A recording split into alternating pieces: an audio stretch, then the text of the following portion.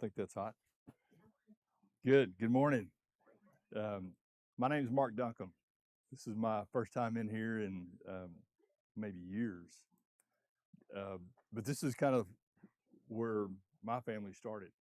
Angela and I were part of in 1991, part of an early um, young families class, really made up of us and the Hamiltons, Oxfords, Jordans, um, and maybe that was all. I can't remember. What? Okay. Wasn't a very big class back then, but we loved it, and we said we were never going to leave, in spite of it being a young family or young marrieds class. And so they tried to get us to move up to a more mature class a number of times, and we refused. And my father-in-law, who was an elder at the time, finally devised a great evil plan. He just simply started a new class that was younger than us that we weren't invited to, and that's how he got us to graduate. Um, yes, yes, exactly right. Yes, but man, I got to tell you, this is a special place right here with y'all. And tell you a quick story. A decade ago, maybe, um, Lacey, you'll remember this. We were actually meeting together, talking about the future of our children, the future of having young families as part of this congregation, and we were praying that God would bring us young families. Man, we could have never dreamed how He was going to answer that prayer in such a big way. And so, maybe a decade later, um, we're grateful for all of y'all that are part of this congregation and just are a lifeline for this body. So, um, I'll get started. Y'all have had some great speakers and been talking about this series on baptism. We're going to take an intermission this week, and I'm going to speak for a minute, and then the great speakers will come back next week, and y'all can get back to it. I want to come to you from a perspective that is mine. Today, we're going to talk about raising our kids toward faith and baptism. Excuse me. And so I want to come to you from a few directions. One is as a parent. We raised two boys most of their lives as part of this church. And that book has already been written for better or for worse. Some people in this audience might say for worse. But we've parented, and we were absolutely not perfect. Parenting is, I think, one of the hardest jobs in the world, and also one of the best jobs in the world. But it's a job that requires energy and dedication and sleepless nights, and you don't get much time off. But it's incredibly fulfilling to raise and mold your kids. And so I look at that as not only the hardest, but also the best job that there is. And I also recognize that it's not always a smooth process. It's not always, there's not a manual that tells you exactly how to do it right every time. And so, as Cody can tell you, we did it wrong plenty of times. And you just pray that there's a lot of grace in your family for those times when you don't get it exactly right. So Angela and I have parented. We're also in the process of grandparenting, and turns out that's way more fun than parenting. We didn't know that until we held Reagan for the first time, and instantly, absolutely fell in love with this kid. And if she had thrown up on my shirt, I would have just hugged her harder. I mean, it was just perfection. And grandparenting is great fun because you have all the fun, or maybe more of the fun, and less of the responsibility, and you just hand them back when you're tired.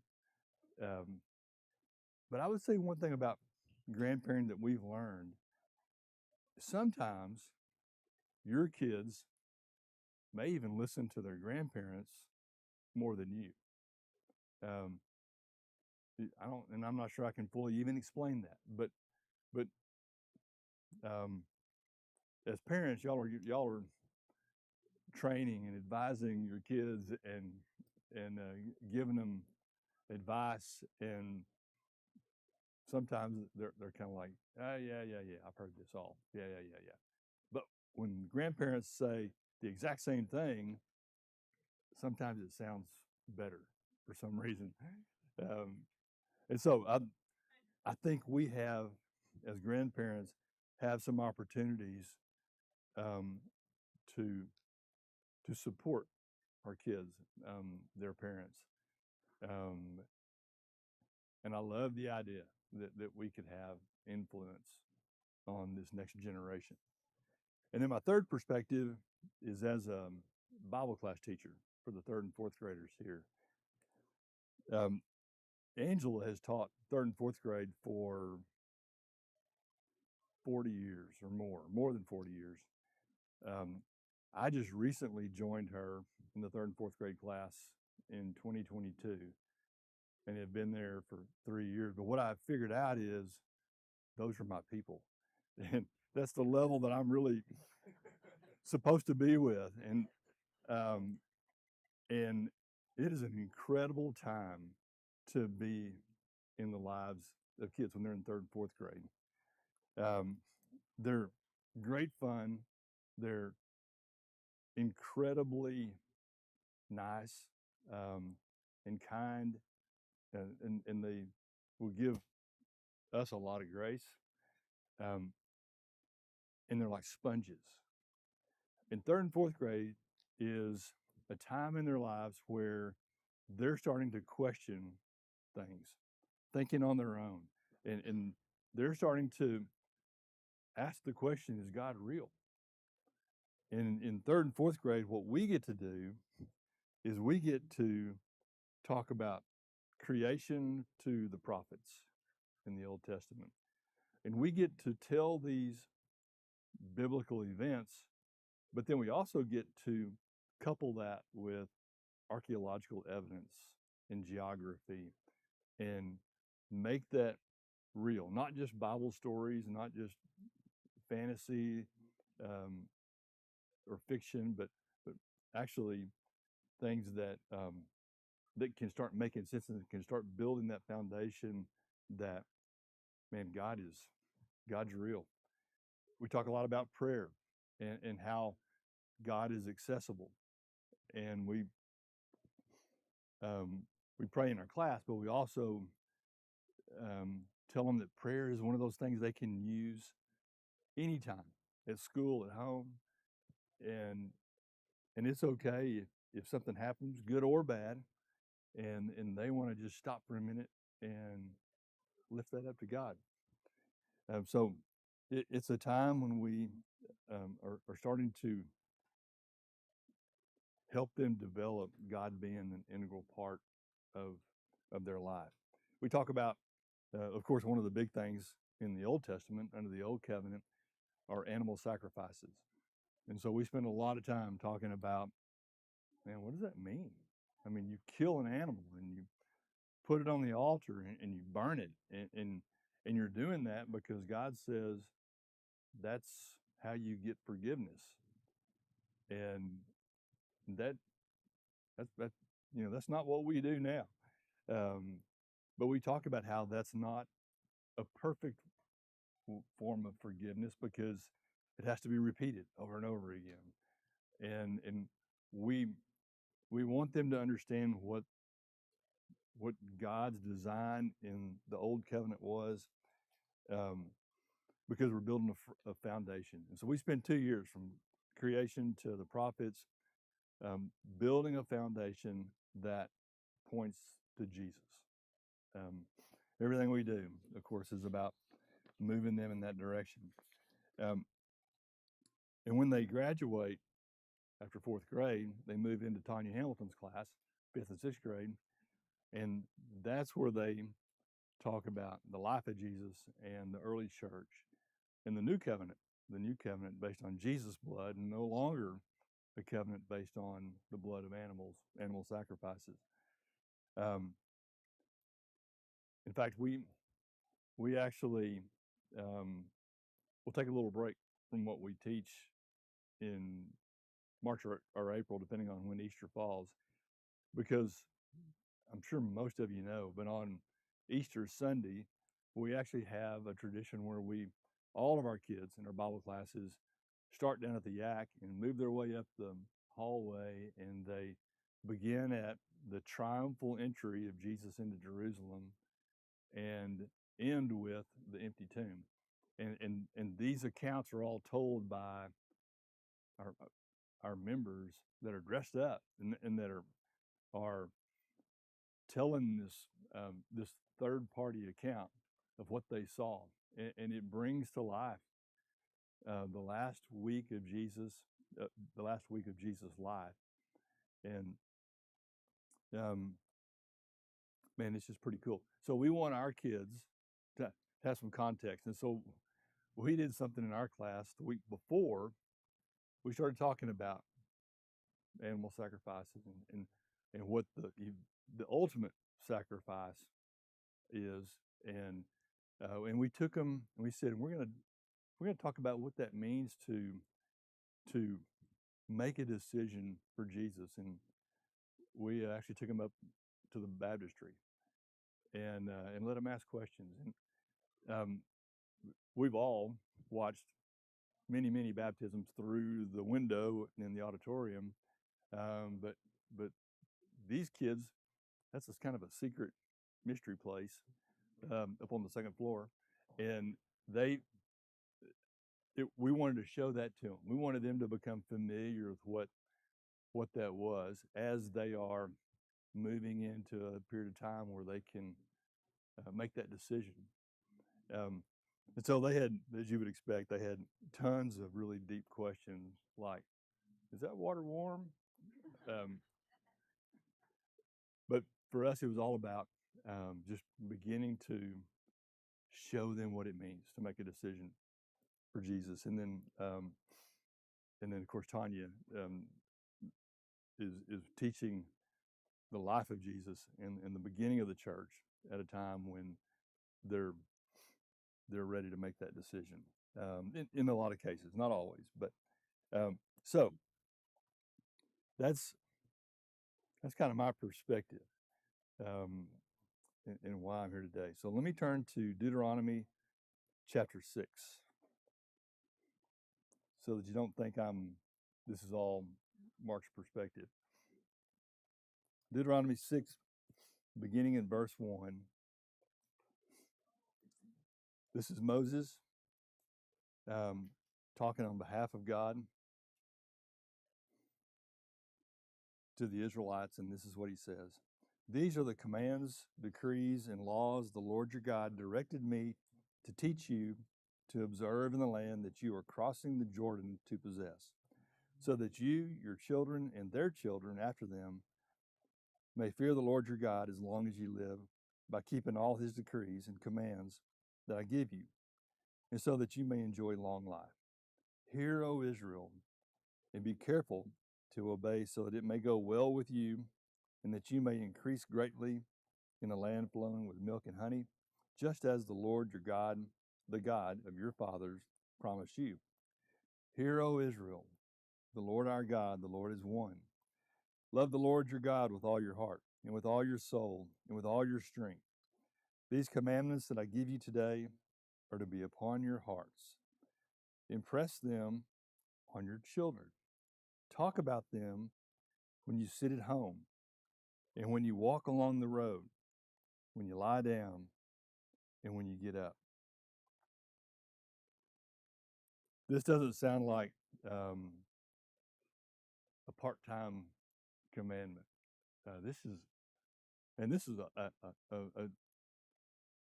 a lifestyle. This is um, all of their lives that God was asking for.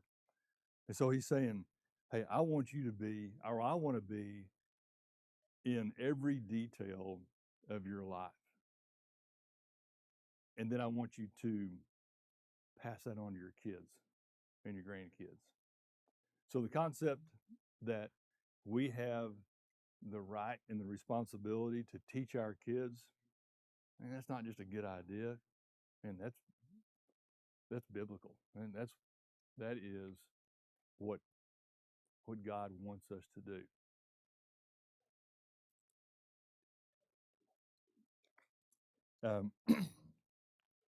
So we have the right and the responsibility. Solomon says in Proverbs, train a child in the way he should go, and when he is old, he will not turn from it.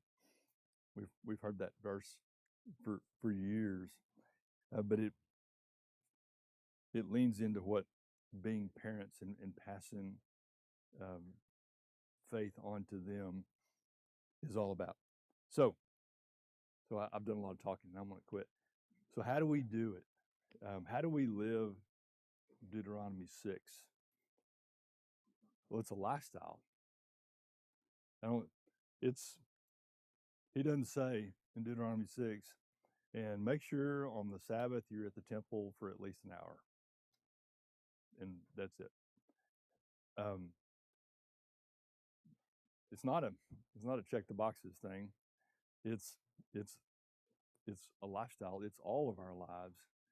And that's what Moses is expressing in Deuteronomy. That's our job as parents and grandparents, is to express a lifestyle that our kids see and accept. So let me open this up. Tell me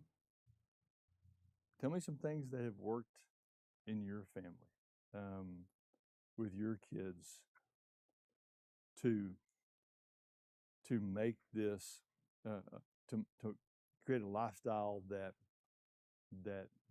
they see and want to emulate.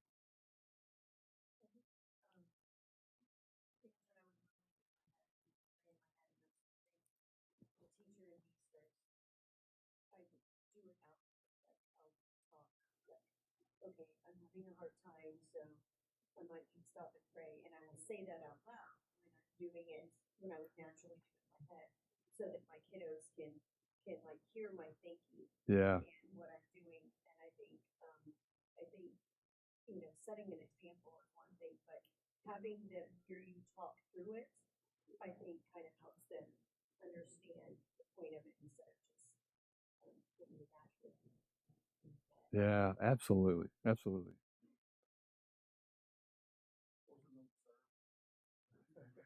I love it. Some they're not necessarily going to be participating in, but Yeah. be a silent observer to help. That's right. That's right. So a long, long time ago, at Abilene Christian, there was a guy named Carl Burkeen that taught a class called Family Relations. And I'm going to get this stat a little bit wrong, but I think the concept's the same. He said, if your parents brought you to church growing up, there's a 60% chance that you're going to be in church as an adult. If your parents brought you to church where they were actively serving, the chances of you being in church as an adult are more like 90%. Now, those numbers may have changed a little bit, but I think the concept that Josh is talking about is still the same. When our kids don't think this is just a check the box formality place to be, and they recognize that this is where we serve and touch people and express a lifestyle built around Jesus, it's authentic. It's not perfect, pretty sure authentic and perfect are not the same thing, at least not in my life.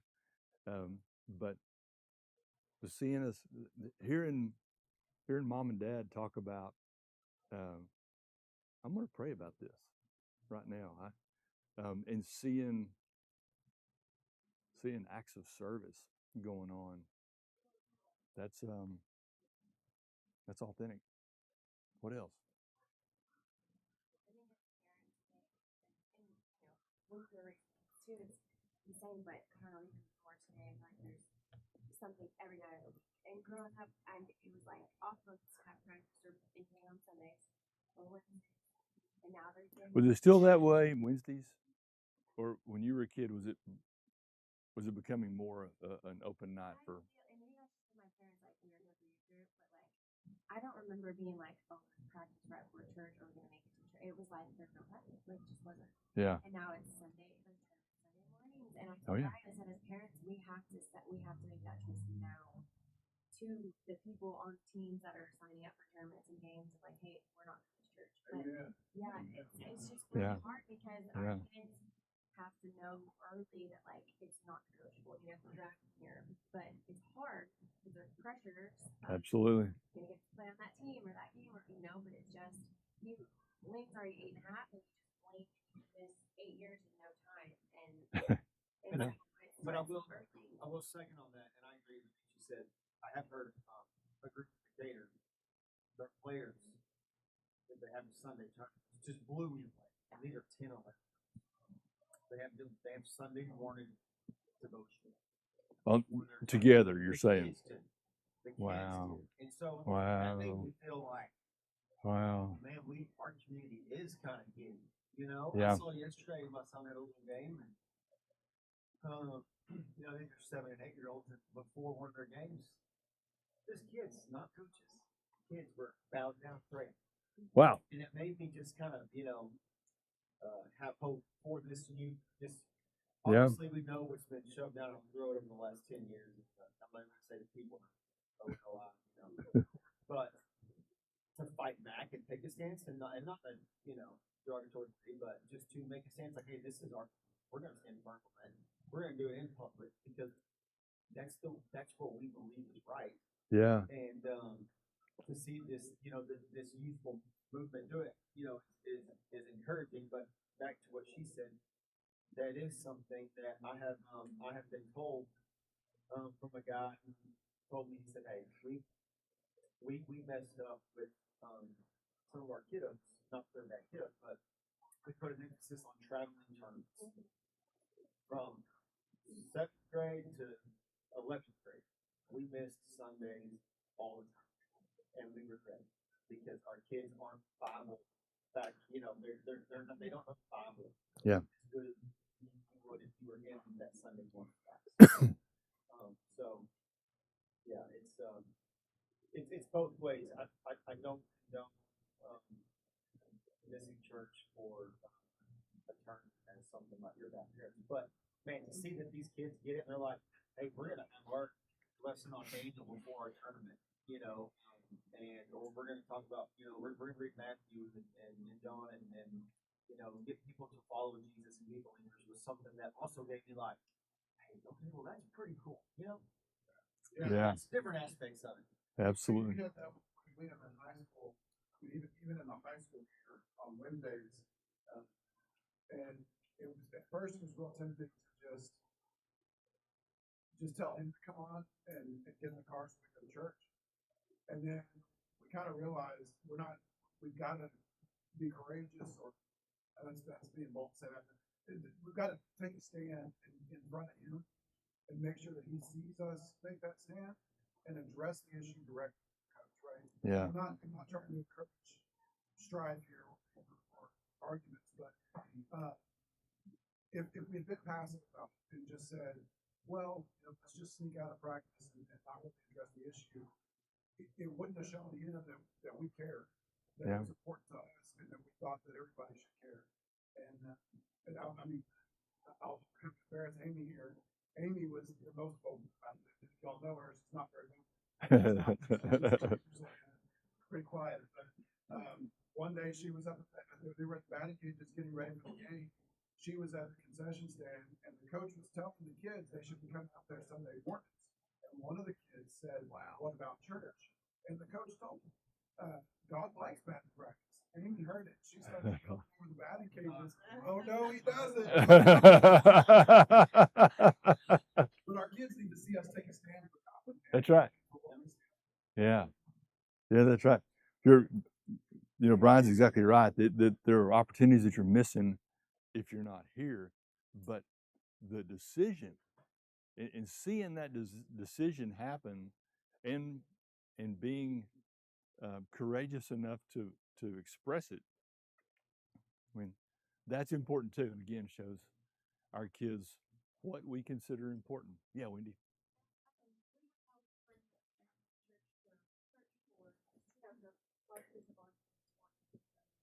If they have down, if it can be done, sometimes you have but there's a service somewhere. You're not even involved in I felt like it was fun to that and the church is just a favor.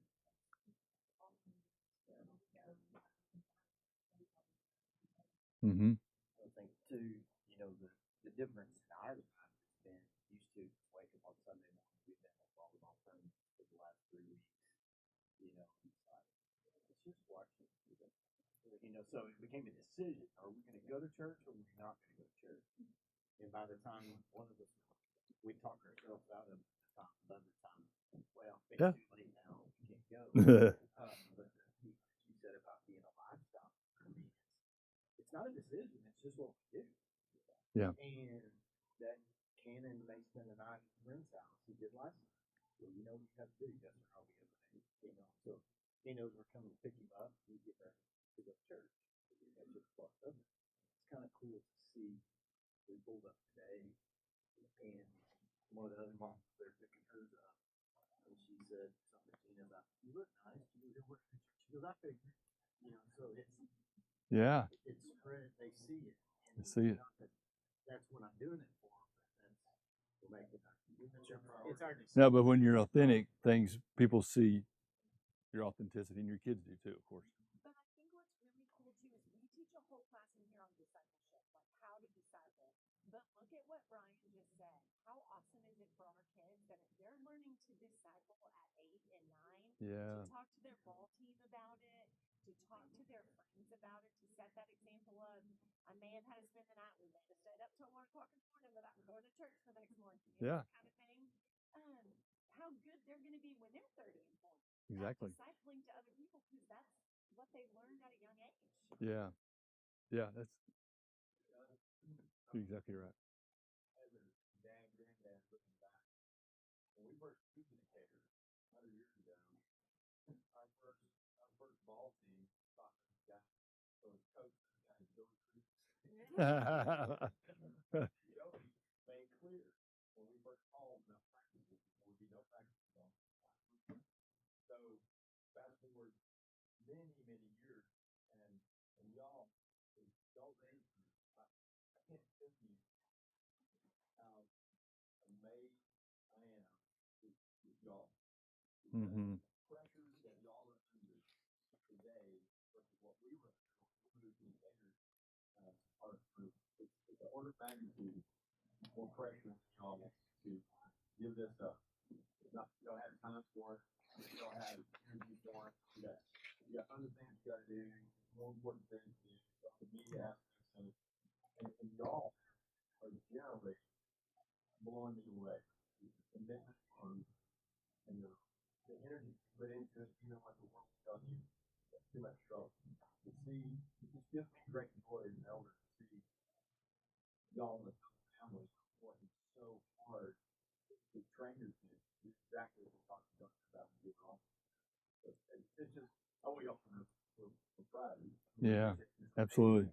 How y'all have put this in your life and got children's life. Yep. Our children's ministry is so strong. And I think, I love the fact that Alex teaches us in Wednesday nights that the moms are learning on Wednesday sometimes because it just creates opportunity for conversation. And whereas, like for me personally, growing up, talking about the Bible wasn't always just normal conversation with mom and dad, and it just wasn't. Like you went Sundays, you went Wednesdays, and that was that. But like my kids, even Charlie and Abigail, were like, "Why don't we do the Sabbath? We should do the Sabbath." You know, like they're bringing up things that I'm like, I don't know why we don't do it because we do sports on the Sabbath. And they're like, we our phones and our TV, you know, and like our kids are teaching us, and there's just and I think that our church really supports that. That like our kids aren't afraid to have conversations with us, and they're not nervous to just. It's just normal to talk about the Sabbath. Yeah. 10-year-old, like Yeah. that blows my mind. Yeah. So here's where I think we all want to be. I think we want to have a home environment where it's as natural to talk about baseball as it is baptism. And they don't have to be scared. Oh no, I see where this conversation is going. It's just a natural part of everything that our family talks about. And by the way, so if your kid says, "Why don't we celebrate the Sabbath?" and you don't know the answer to that, that's okay. Absolutely okay. There's plenty of people around that can help us with those answers. So never shy away from a conversation about something because you're worried you might get stuck. There's plenty of folks around that want to support.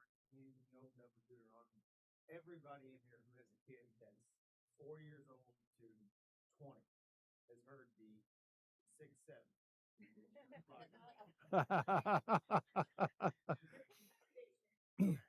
No, So, oh man, I can't believe I missed that. Yeah, You're having to so- bring it up now. yeah, so Sorry. I think it's fair. On Judgment Day, did I read mine? Speak followers of God. Well, if you go down Yes. to Deuteronomy 6-7, it literally says, "Impress them on your children. Talk about them when you sit at home, and when you walk along the road, when you lie down, and when you get up." And I'm like, wow, that just kind of hit me. But I was just reading down because I knew somewhere in Deuteronomy it talks about it's your responsibility to get your children in the church or in line, right? Yeah. And my fear is letting children stray. Well, that's my responsibility. God wants us to marry, have children, raise Christ-like followers amongst others, and lead them down the right road. And yeah, that's 6-7. Sorry, that kind of. Yeah, it might have been. So I think the words that he actually uses, talk about them when you sit at home and when you walk along the road, when you lie down and when you get up. I'm pretty sure that is All the time. everywhere and all the time. Yeah. Yeah. It's not just on. I love that it says walk down the road because our version is drive down the road. Yeah. But you have the best conversations when you're like driving with your kids in the car. Yeah. Absolutely. Absolutely. And the dinner table, they're hostages there. I mean, they can't get away from you for a little bit. It's like half the time for us, it's in the drive-thru. Yes. It's so hard to get home, and that's one thing Jason Oh. always like. We've got to. Well, football's over now. That's a yesterday, so it's like we have a week now. We have weeks until basketball, so we have nothing. I'm so excited. Yeah. Yeah.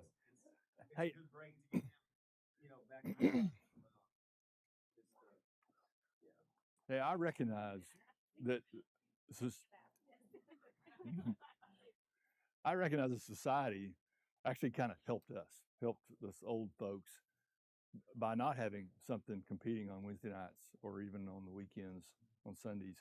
And so the pressure that y'all have to face is real, more than what we had to deal with.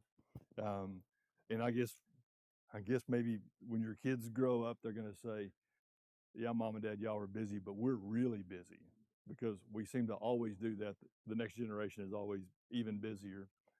And that's real. And so you grab the conversation or the opportunity when you can.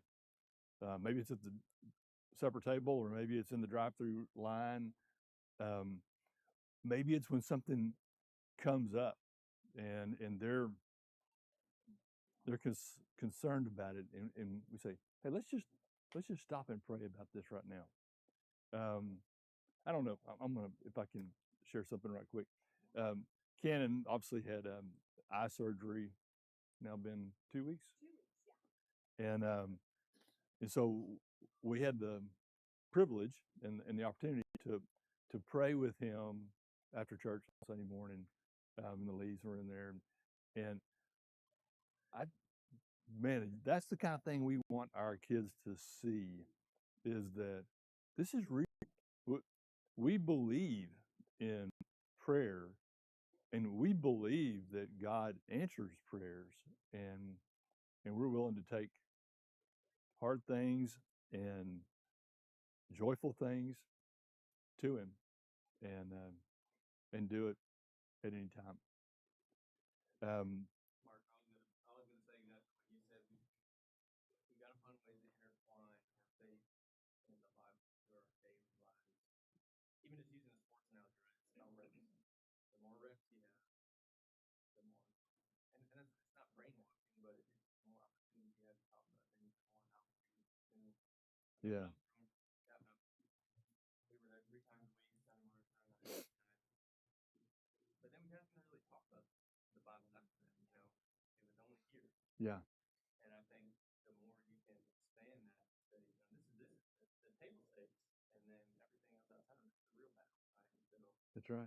we have Bible story every night for our kids at 7 o'clock. We started when twins were born, and you can just see over the 6 years now that we've done that every single night, all of the knowledge that they've consumed and can now recite. And last night we were driving home from Abilene doing a Bible story in the car because we weren't going to make it in time. And we're telling the story about Abraham and God talking to Abraham, and Albert asked the question, well, when was it that the angels came in and everybody surrounded the house? And I said, well, that was Lot. But earlier in the chapter, I didn't read that. We start a little bit later in the story. Well, I didn't know that. Things that even I don't think about connecting. Yeah. See, just the progression that they've made. But that's just something that we decided to do. And if I have somewhere to be, or somebody asks me to do something, yes, but I won't be there for 7:30 because I'm not missing that time. Yeah. Yeah. That's awesome. We talk a lot about it. I'm sorry. We I think it's important to remember that church isn't just building, but it's a fellowship. So like Yeah. we do Sunday morning baseball, that's part of our family. But we teach our kids that you can study church outside of the building.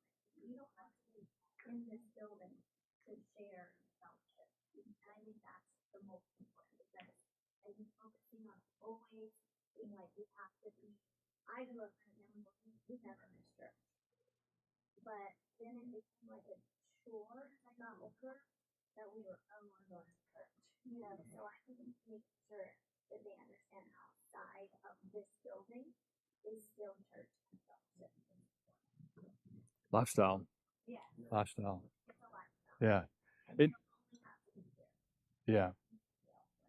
Yeah. And Trey made a great point. I think there's been, this argument, well, you don't want to brainwash your kid. It needs to be their own faith, not their parents' faith. It needs to be their parents' faith.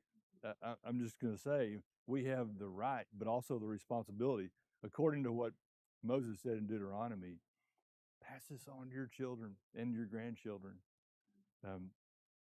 And that's a right and a responsibility, but also a privilege.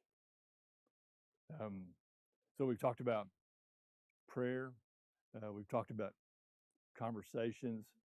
We've talked about lifestyle.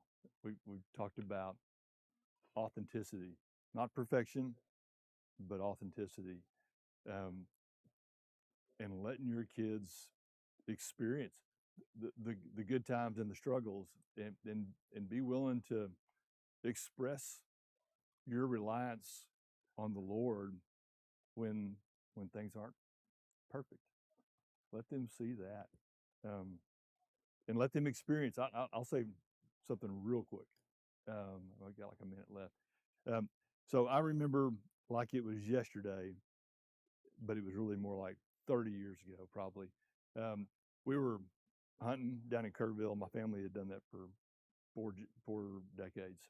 And this particular weekend, we were down there, and our ranch was like 40 miles outside of town where church was. And we found ourselves in a situation on Sunday morning where it was going to be really hard to get back to church, back into town for church. And we asked our dad. I'm one of four boys in my family, and at the time, Cody and Casey were there too. And we asked Daddy if we could have our own church. So don't run me out of here. I'm not saying that Mark says that it's okay to never come to church here because you can just go do it somewhere else. But there are times where, as we've talked about, where you make a decision, and that decision is as impactful as if you had made the 40-mile trip to be in the church. And so we sat in the cabin, and my dad started the conversation, and he said, in the Old Testament, the Israelites celebrated Passover. And the way that they would do it in their family is the oldest, the patriarch, would ask the youngest in the family, so tell me what's so special about today. And that would begin the narrative about what Passover was and what they remembered in the way that God delivered them in Egypt. And then he went on to parallel that with Jesus, our Passover lamb, and the symbolism of what happened in that last week of Jesus' life compared to what is going on with Passover lambs in that last week. And it's, I actually got chills right now even talking about that, but it was crazy impactful. And so he asked Casey that morning, he goes, so Casey, I want you to ask me what's important about what we're doing right here. And so he uses that Passover meal description to talk about now our communion with Jesus. And we shared communion together that morning. And we didn't, I'm pretty sure you hadn't been baptized. I think you were a much younger kid. And we didn't use the rule that, hey, if you're not baptized, you can't participate in this. I'm not saying that we shouldn't have an understanding of what we're doing and what we're celebrating in the meal that we're sharing, but I'm saying communion can be another form of teaching your kids. And that morning we all shared in communion, and I can't tell you that Cody and Casey understood everything we were talking about, but man, it was impactful. Well, I can remember it 35 years later, and it elevated the opportunity and the choice to worship together, sometimes even if you can't get to the building with your brothers and sisters. Hey, thank y'all. I can't tell you, you've been so nice to me this morning, and it's been a real privilege to share this 45 minutes with you.